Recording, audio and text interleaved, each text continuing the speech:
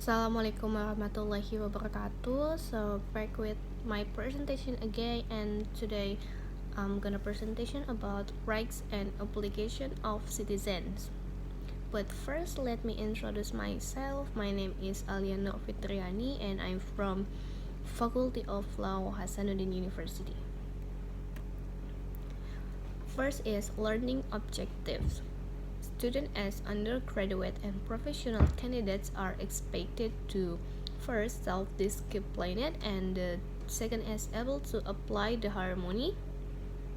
That means to carry out the obligation and rights of citizens in order of democratic life in Indonesia, which is based on people's sovereignty and deliberation for consensus.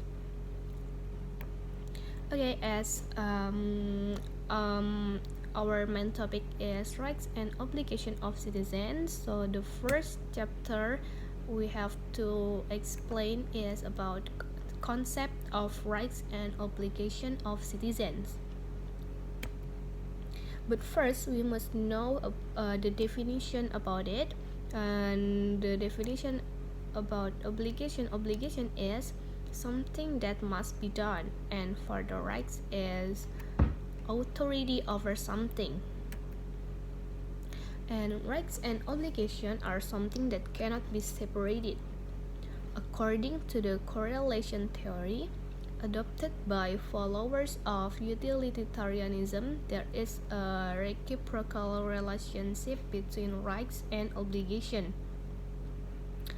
Every person's obligations are related to the rights of others and vice versa.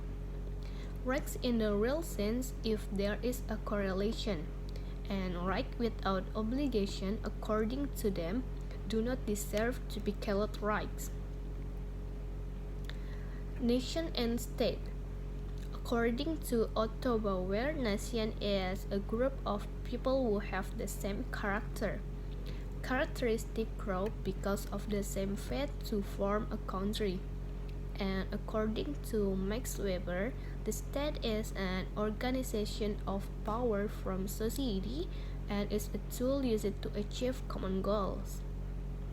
And in nation and state there are citizens and also residents. Citizen is original Indonesian people and people from other nations who are legalized by law as a citizens. And resident is Indonesian citizen and foreigners residing in Indonesia. Matters concerning citizens and residents are regulated by Law Number 12 of 2006. The rights and obligations of citizens are manifestation of the relationship between citizens and the state. Rights and obligations are reciprocal, that citizens have rights and obligations towards the state. On the other hand, the state has rights and obligations towards citizens. And the second is principle and problem of citizenship status. Principle of citizenship, there are two to form. The first is ius soli, that means the determination of citizenship status is based on the place or area of one's birth. And the second is ius sanguinis, that means nationality guidelines based on Plutarch or Descant. And single citizenship principle, namely the principle that determines one nationality for each person.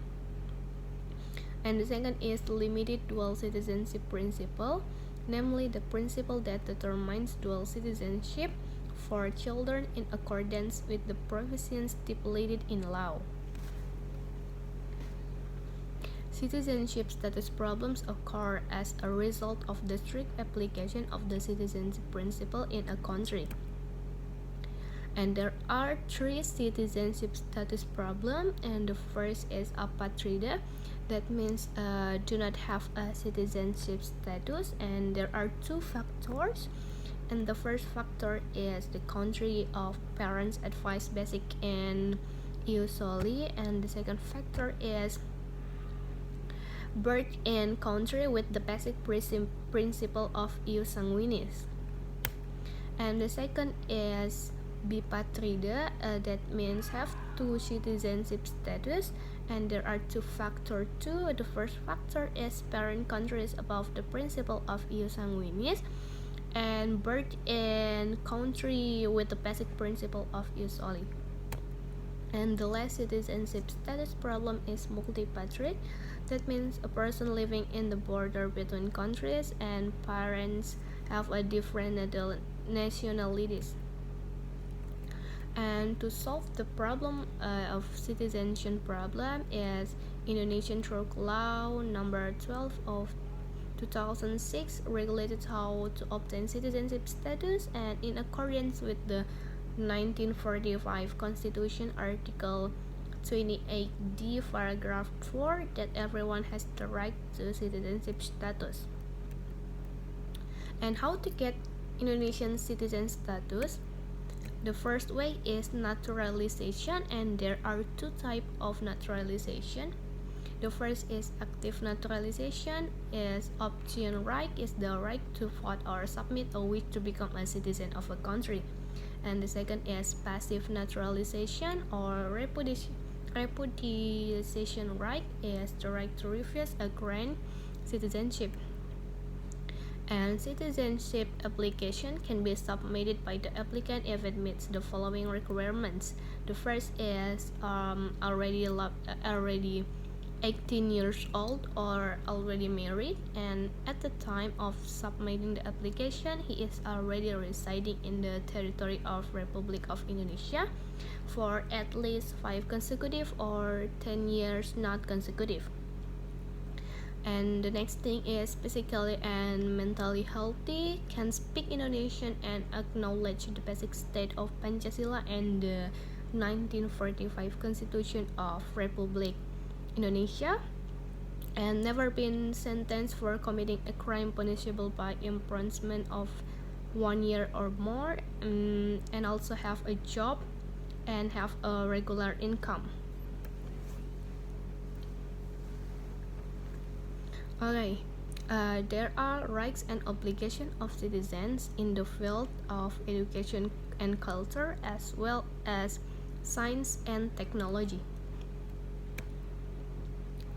The government advances science and technology by upholding religious values and national unity for the advancement of civilization and the welfare of mankind. The nation's achievements in the field of science and technology are the result of having lived with scientific values.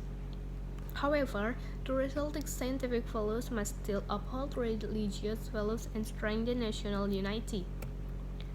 And culture must be prepared to welcome the development and advancement of science and technology. Because the culture of our nation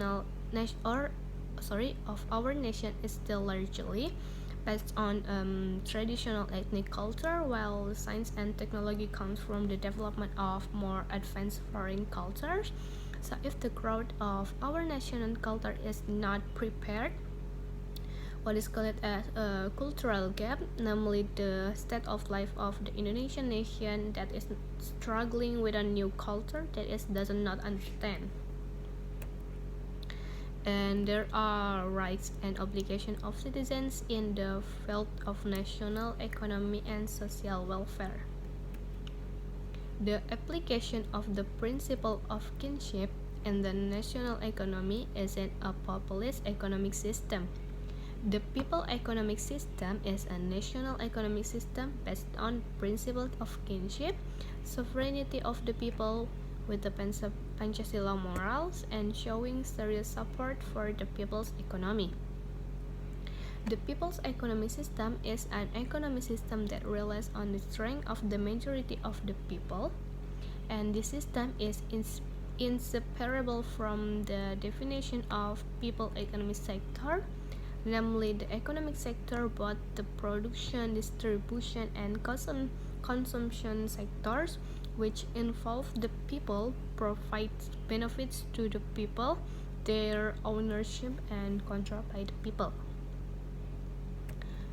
Okay, I think that's it, my presentation about rights and obligation of citizenship.